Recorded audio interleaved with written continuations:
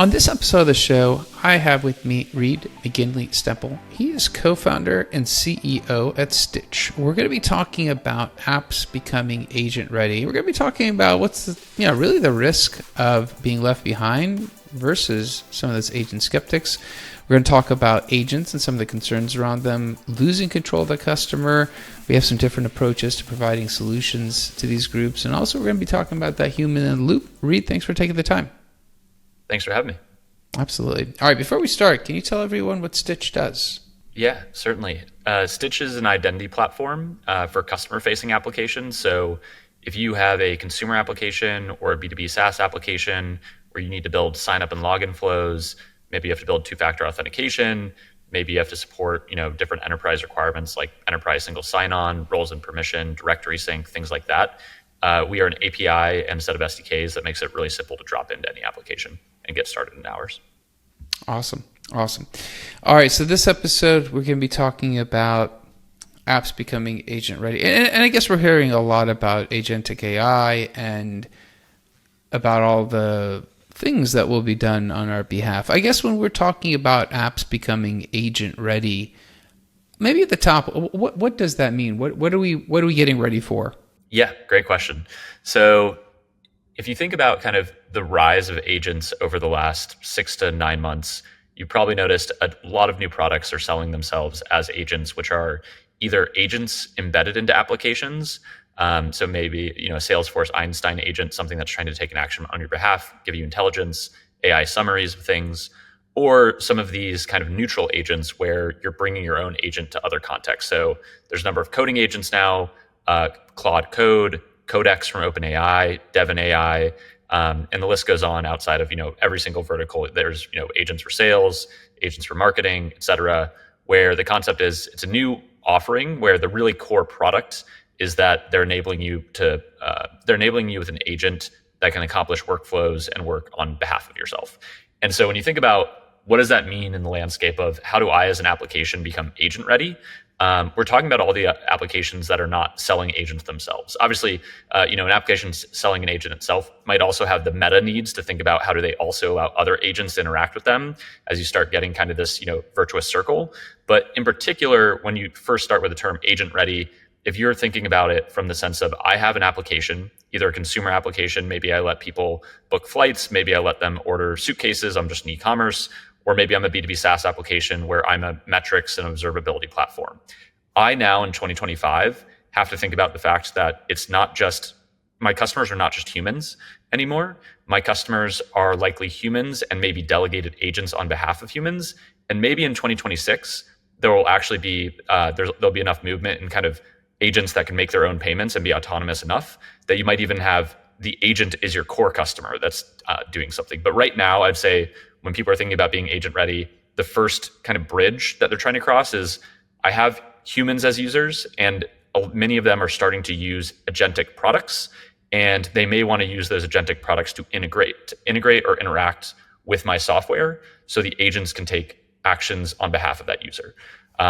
So I may want to delegate to a shopping agent or a browsing agent to go book that, find the cheapest deal for a suitcase and order it. Maybe it orders it from away.com or somewhere else. And so that's a little bit of the kind of context and background on what we mean by agent ready. Absolutely. I guess when we're looking at this dynamic of humans and trust and allowing just others to make decisions for us, that's not something commonly and routinely seen. A lot of people are not comfortable with that. I guess when we talk about apps making these decisions on our behalf, there's got to be some concerns from, I guess, the human users, the consumers of these agents. And I guess we're starting to see it a little bit more on the enterprise side. I don't know what we're seeing yet on the consumer side, but from a perspective of users, what are some of those main concerns? I think there's a few. They all roll up to some type of governance of the agents, but in kind of different ways. So there's first kind of data privacy, right? Where I'm consenting to give access, either read or write or both access to some application that likely stores some other information about myself that maybe I wouldn't always willfully grant to that agent. Or maybe I would if there's enough value prop with that agent. But that's kind of the first piece that you have to get over is what are the data privacy and consent elements where a consumer will feel confident sharing this data.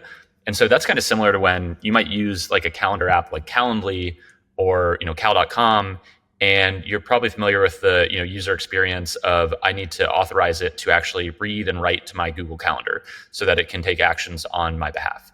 And that's a great kind of like starting point for your minds for the kind of outlook on what does consent need to look like. I need to have the ability to see what this is requesting and grant it particular scopes or permissions of what it can do on my behalf. So data privacy is one of those things that consumers care about. And we found ways to already solve this in conventional applications when I'm giving access to superhuman to access my Gmail client. And I take very strict consideration of that consent screen, and I decide, is this tool valuable enough that I want to give it this data? And are there certain things I want to restrict? Like maybe I only want a certain tool to have read access. So that's the first piece, is kind of data privacy and consent. And that's a bit of the data governance. The other piece is the actual governance of efficacy, which is a way of thinking about of how do you keep this autonomous agent on the rails. Maybe you've gotten past any data privacy or consent concerns, and the thing that you're now worried about is if I give access to this agent, is it going to do something that's unintended and has unintended consequences? Like maybe I told it to go buy the cheapest suitcase, and I gave it my credit card, or had my credit card information stored on one of these services like Amazon or somewhere else, and instead it makes a mistake and it tries to buy me $1,000 suitcase, which is not something I would ever personally buy. And so the piece there is more about what does asynchronous confirmation look like when an agent is taking action on your behalf. And this is similar to when maybe you're logging into a device and you get a push notification to confirm it. You can kind of think about that as there's similar needs on the human in the loop confirmation step. Maybe not for everything, but certainly for things that are sensitive, like payments, reading particularly sensitive data, and then doing irreversible actions on your behalf, or actions that are hard to reverse, such as would I have to go through a refund process or some other process if this agent takes that action. So it's really data privacy, consent, and then efficacy, and keeping it effectively the train on its wheels and on the track. Absolutely. I guess, when we're talking about this, and I think the overview and the details have, definitely given us context. When you're looking at this from the perspective of the actual businesses that will start to use these agents, integrate with these agents talking to agents, are they going to start losing touch with the end stakeholder, customer, whatever we want to call the person? Because the reason I'm asking is if all these things are just happening, we've built a lot of tools around understanding and getting feedback and incorporating that feedback. If it's agents taking action on behalf of someone and or agents talking with other agents, then are we missing something, or is it there and we're just going to be a different form? It's a great question, because I think two things that humans hate viscerally when it comes to any type of commercial experience is we typically hate friction and we hate mistakes. And agents offer a ton of promise in terms of eliminating friction, but also, to your point, if it gets further away from the end user context, or if if the autonomous nature of it is not quite up to par with where we need it to be for a certain use case, it can obviously make mistakes. And so you never want to have to click through 30 boxes to buy a flight ticket, but you want to make sure that at the end of that process, any process that you take, whether it's friction filled or low friction, that it doesn't end up buying you a flight to Paris, Texas rather than Paris, France. And so humans typically, I think with agents in particular, when you talk about delegating and offloading significantly more tedious tasks to them, huge benefit on the friction side, but only if it avoids mistakes.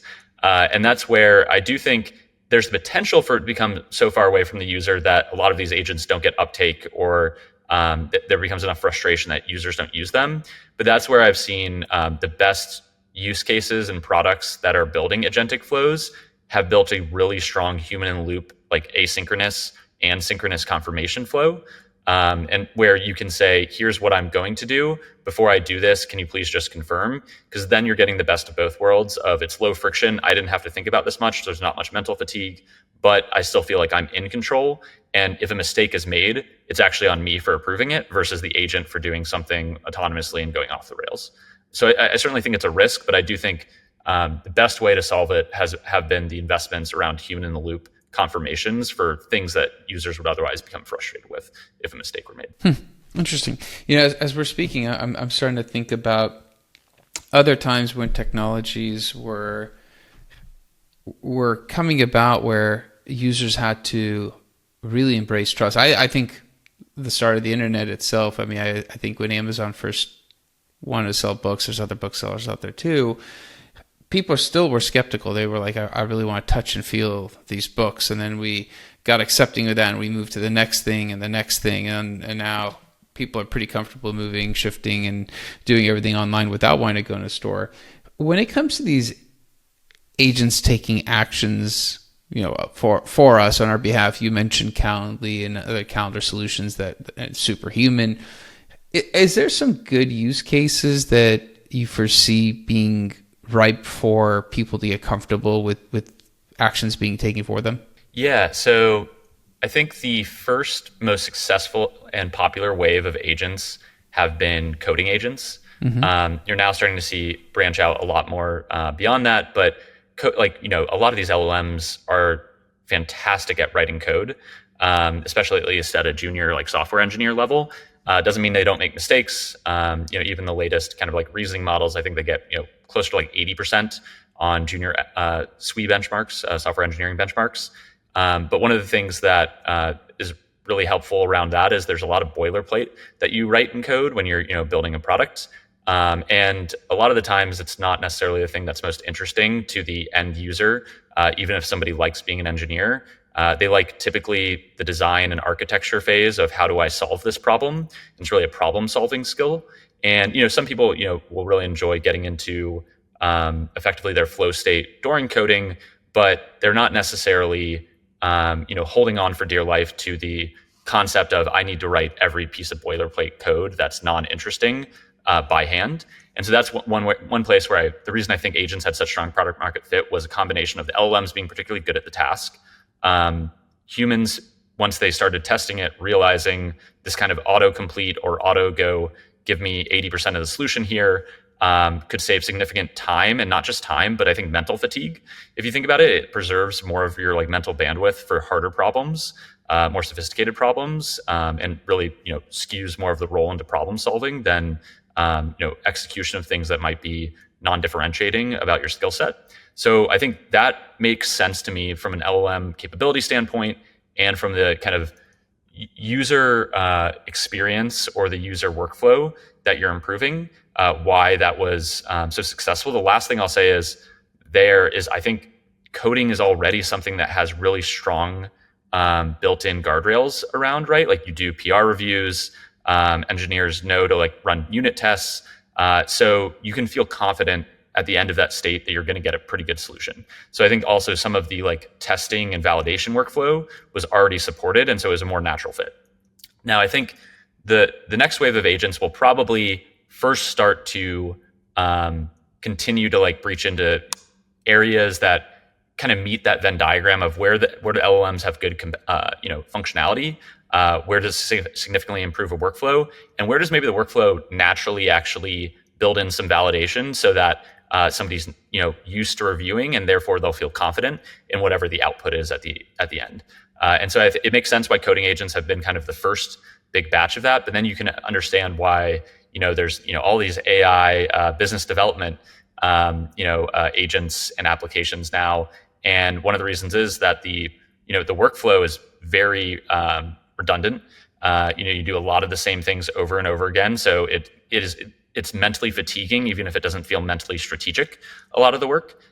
You're used to, after you write those emails or those outbound messages, reviewing what's going to go out. And before you send it, you might even use a workflow like Outreach or something like that to stand up your entire sequence, review it. There's drafts shared internally across companies. It's not quite like Git control over code, but you can understand where there's already a validation and kind of confirmation phase so that you can still feel like you have the reins on that experience. And so those are the areas where I think agents will take off most quickly and really get strong product market fit, so long as the LLM functionality is at kind of at the level that you'd expect. I think the ones that will take maybe the hardest time, which is just natural, is for areas where humans already don't review significantly the end state product of their workflow. And so therefore you're going to feel like you got sloppier or, mixed results because you're going to have to live with that output rather than having a built-in workflow where you review, iterate, and then finalize. Interesting. You mentioned, and obviously coding is a big, we hear about it all the time, the threat to software engineers, where Claude is, junior level. It does make mistakes still.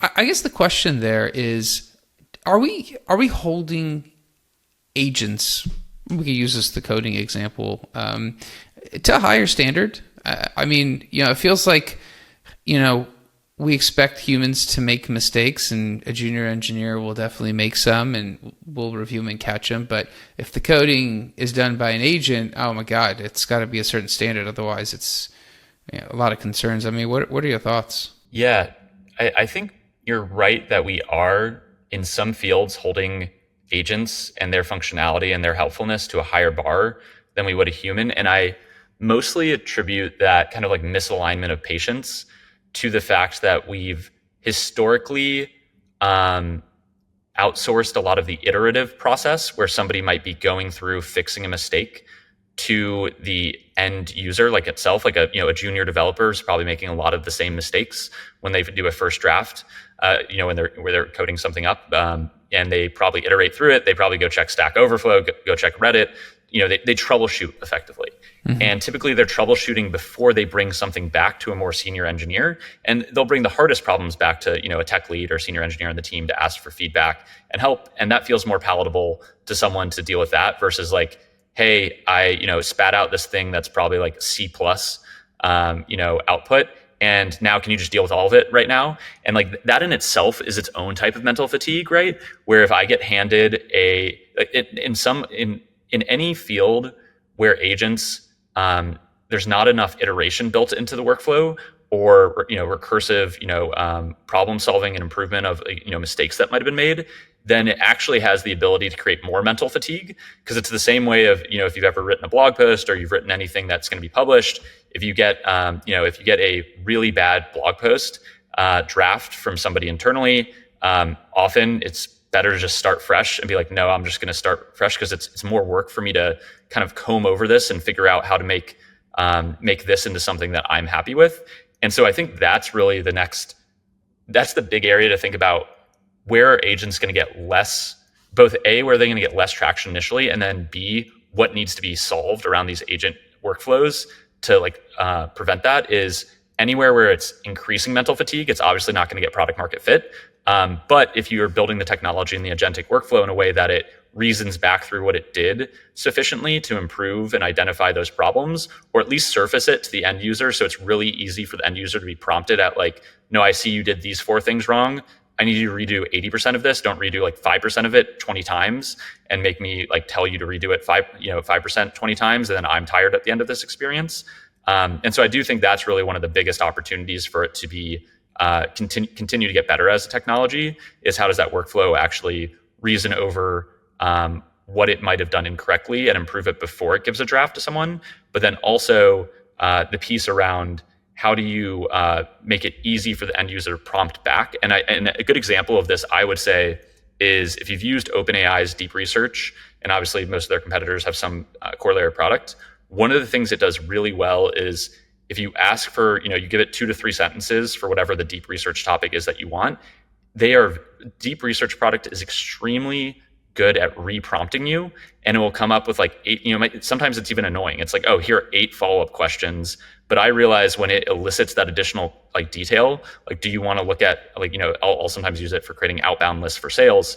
And it's like, do you want to look at companies just in North America? Or do you want to look at Europe as well? And I'm like, well, I'm glad you actually clarified that because I probably would have just been annoyed that, 40% of the companies might not have been, in our target account list that you produced. And so it's sometimes annoying that I have to spend the extra 5 to 7 minutes on that longer prompt. But I think that's where some of the magic can come from in improving the agentic workflows is that you prompt the user to get to the better result so it knows what to iterate over. And obviously it won't know what to iterate over if it only has 300 characters of context versus maybe 800 characters of context with specific questions posed. Interesting. I guess from we've been also talking about some of the concerns around privacy And you touched on this, apps becoming agent ready. What do companies that are building these agents, what will they have to start to re-envision from a privacy perspective? Because privacy is still evolving in and of itself, and now we're thinking about agents and what they could be exposing in the audit trail. What's going to be different, or what changes? Yeah, it's a great question. So I think about it in a couple different ways. Let's go back to the example of maybe some of the more popular applications that I would, as a consumer today, go through a normal authorization flow to give data from one application to another to give me a good service. The earlier examples I used were like giving my email data and my email access to Superhuman, which is a great email client, or giving my calendar data from Google Calendar to Calendly, which makes it much easier for me to schedule things. And another good example with all these coding agents is obviously I'm giving access to my GitHub in order for it to take actions on my behalf, submit PRs, merge things, et cetera. And if you think about those, historically, when I go through that workflow, I have a pretty good idea of what the end product is going to need from me and why. So like, I know if you're an email client like Superhuman, you're going to need full read and write access. If you're a calendar app like Calendly, you're going to need read and write access. But I have a very explicit social contract with those products. And what I mean by that is Superhuman doesn't go send random emails from my inbox. It only is whenever I interact with the client. I know that that's how it's coded. I know that's how the product is supposed to work. Calendly doesn't go, accept invites on my behalf if I don't want to go to an event, or just send random invites to people that I'll be embarrassed that it jumped the gun and sent an invite when I hadn't actually booked a time with someone. And that's where agents can get a little, where I think the data and consent gets a little bit murkier for users in an agent-based world, where the application may say, we're going to do a lot of things for your workflow, and it may not have a tight enough social contract of we will just do these 1, 2, 3 simple things, because then you may be granting it excess access to do all these things. But the company that builds the agent might be innovating, building new products and features, and might just be rolling those out to you automatically. And if they're using the same consent, like the access token that you granted, to do things that you didn't have kind of like a social contract with that product it was going to do, you might end up with mistakes being made, especially if there's not that human in the loop confirmation of this. So there's a few different ways to kind of solve it. One is that consent management obviously matters a ton at the time and space where you actually authorize it the first time, to know exactly what you're giving access to. So you need very clear consent management there. You also do need like a module. You need like some type of component in your application for me to review the consents that I've given in the past and revoke it. So I need to have the ability to feel like I'm in control of that connection. It's not just if something goes wrong, it's not something that's going to live on. And then I need to have, access tokens that are, scoped for a limited amount of time in certain circumstances, where I may want to try out this agent app for a week. And so I'll give it a week's access to my email, but I don't want to even maybe have to go remember to revoke access to it in the future. So there are ways that you can kind of build that into the consent management and authorization and time-bound kind of like scopes. But I think that's really where a lot of the work has to be, because a lot of these apps don't have such a simple social contract that maybe traditional data connectivity online has in the past had. Interesting. I guess maybe a final question for you, and we've been talking about some of these agents, and we've been talking about even the examples of coding and reviewing work and this human in the loop component. And I guess a lot of the discussions around AI and even agents, that human in the loop, I guess we're trying to re-envision some of this workflow. And are we just thinking about human in the loop because we haven't quite re-envisioned the workflow without the human in the loop? Or do you feel like the human in the loop's always necessary to be that one who reviews the validity and accuracy of what the decision might be? I think it has today both a functional and a psychological benefit, but I could see that functional benefit actually declining over time as AI gets better. The example I like to use here is there's kind of a famous old example of elevators when they became automated for the first time. You didn't have to have somebody standing in the elevator to actually operate it. But for a long time, I don't know if it was years or a decade or whatever it was, most places that had elevators, at least nice hotels, would still employ someone to be the operator of the elevator. And I'm sure there was a functional reason to have like kind of a fail-safe there. But at least the stories I've read is that primarily is psychological, where it's, humans that are onboarding to a new experience, which could feel scary. I'm getting in this thing that has never been robotically, operated before. Just feel safer seeing another person there. And that's kind of how I think about human in the loop, where human in the loop definitely has a functional need right now because AI can make mistakes. It needs review. We mentioned why processes that go through validation review are tending to get better product market fit of agents. And so it certainly has a functional benefit. That functional benefit, if it gets good enough in the next year or two, or next 3 to 5 years, that may go away, completely or, mostly. The psychological benefit, I think, will last a much longer time because humans do like having kind of that fail safe. And until you've really convinced them that this is fine on its own, and maybe even safer on its own, then you're going to run into the issue where humans will be less likely to adopt it if they don't feel like they're in the loop, even if they're just approving yes, clicking yes 90% of the time. And so at some point it will go away, but I do think the psychological reason it's there will stay longer. I love it. Reed, I was going to say thank you for coming on. Thank you for sharing. I know obviously we haven't exhausted the topic. If somebody does have a follow-up question and wanted to ask you, what's a good way of connecting with you? Yeah, so if you want to connect with me, a couple different ways. Our website is Stytch, STYTCH.com. 2 ways to get in contact with me are Reed at Stytch, REED is the spelling of my first name. Or if you go to our website, very easy to contact us to book a demo if you're interested in finding out how your application could become agent ready, if you want to allow agents to talk with it, take actions on users' behalf. Or if you are looking for more like agent detection and monitoring to see what users are already doing with agents, and sometimes in certain cases even block them. So those are probably the best ways. And then my Twitter handle is McStempel, kind of conjoining my 2 very long last names. If folks ever want to reach out on there. Awesome, Reed. I appreciate it. Thank you for your time. Thank you for your time. Thanks for having me on. Absolutely. All right, that's it for this episode. Be back again, different guest, different topic. Until then, 2 things. I think it's a great episode. Reed walked us through what it means to be agent ready within the application space. We talked about some of the concerns, the risks, privacies. We talked about coding and some of the implications of human in the loops and how long we're going to feel comfortable. I think he had some great thoughts, and I'd love it if you could share this episode with others that would also benefit from it. Also, like, subscribe, comment, let me know how the show's going for you. Until next time, thank you and goodbye.